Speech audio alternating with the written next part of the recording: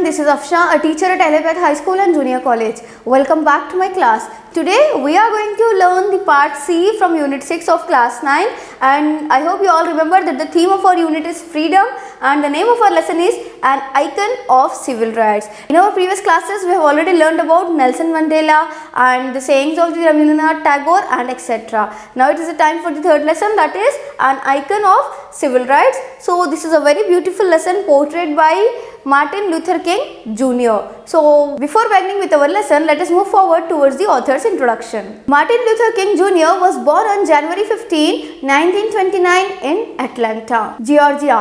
King, both a Baptist minister and civil rights activist, had a seismic impact on race relations in the US beginning in the mid-1950s. So he was a Baptist minister as well as a civil rights activist. Among many efforts, King headed the SCLC, that is Southern Christian Leadership Conference.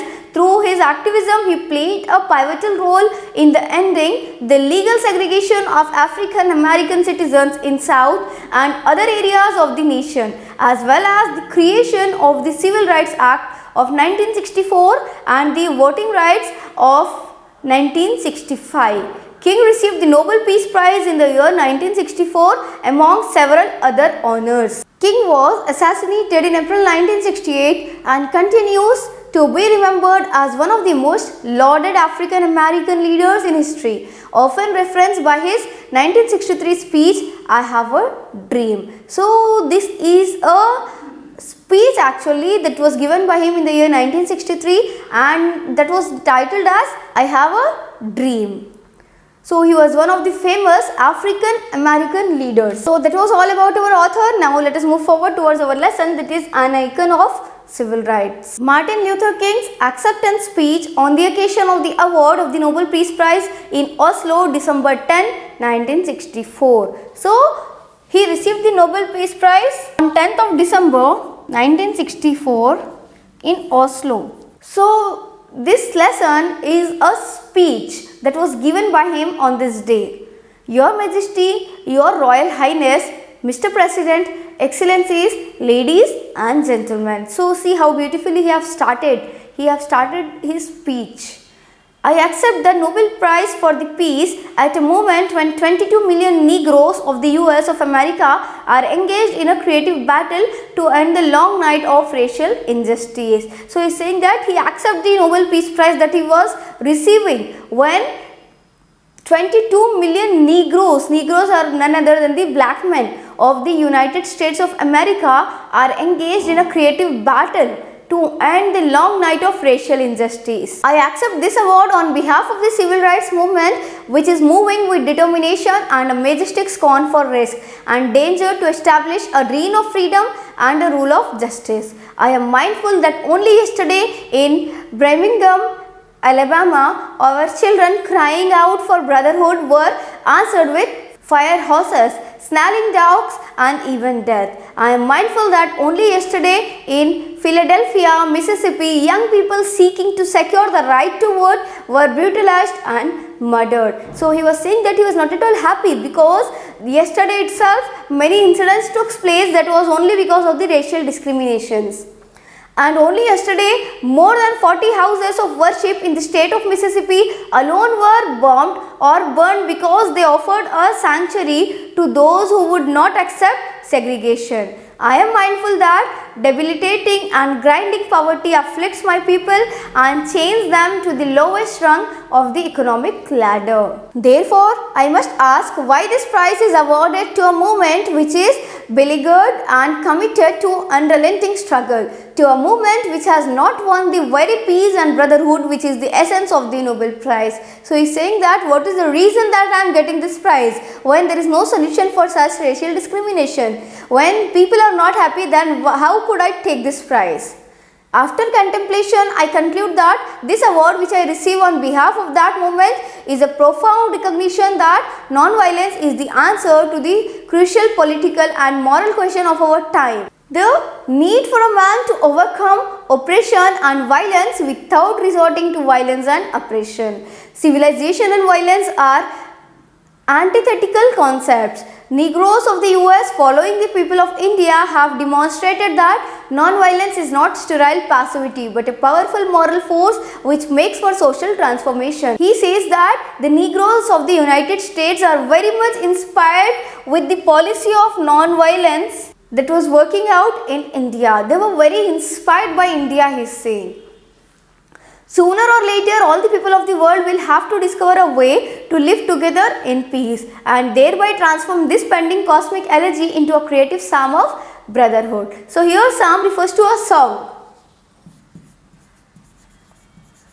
So he is saying that very soon all people will live their life very happily. All people will live together. If this is to be achieved, man must evolve for all human conflict a method which rejects revenge, aggression and retaliation. The foundation of such a method is love. So for achieving all these goals, he is saying that there should be one thing that is a foundation, and that is nothing but love.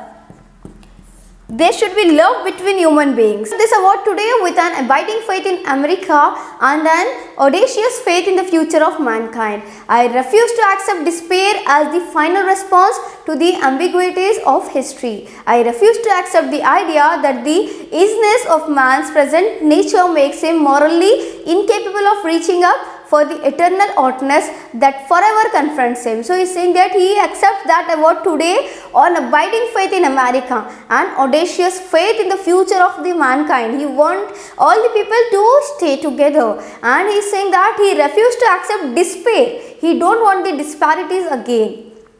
I refuse to accept the idea that a man is mere flotsam and jetsam in the river of life, unable to influence the unfolding events which surround him. I refuse to accept the view that mankind is so tragically bound to starless midnight of racism and war that the bright daybreak of peace and brotherhood can never become a reality. I refuse to accept the cynical notion that nation after nation must spiral down a militaristic stairway into the hell of thermonuclear destruction.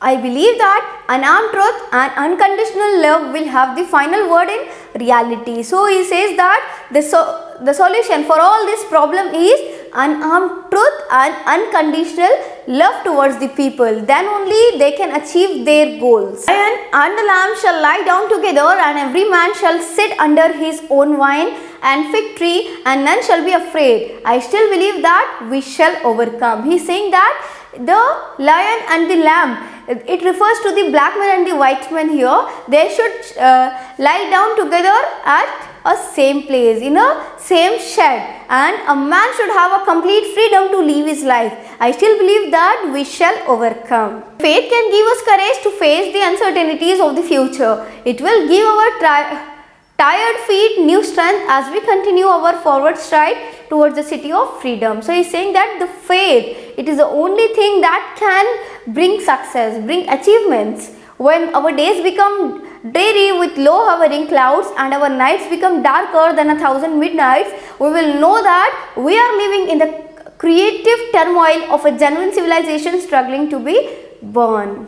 Today, I come to Oslo as a trustee, inspired and with renewed dedication to humanity. I accept this prize on behalf of all men who love peace and brotherhood. He is saying that he is not the only one who was receiving that prize, but he is receiving that prize on behalf of all the people who believes in peace and non-violence. I say I come as a trustee, for in the depths of my heart, I am aware that this prize is much more than an honor to me personally. I think Alfred Nobel would know what I mean when I say that I accept this award in the spirit of a character of some precious heirloom which he holds in trust for its true owners. All those to whom beauty is truth and truth beauty, and in whose eyes the beauty of genuine brotherhood and peace is more precious than diamonds or silver or gold. So he is saying that the Alfred Nobel will understand why I am giving this speech while receiving this prize. He says that genuine brotherhood and peace is always more precious when compared to gold, diamonds or silver. So that was a beautiful lesson that was narrated by Martin Luther King. That was a beautiful speech, we can say, where he says the importance of peace and non-violence. At the time of receiving the award even, he did not forget about the brotherhood and the equality. I hope you all have understood the lesson. Let us stop it here itself and we will continue in our next class. Thank you.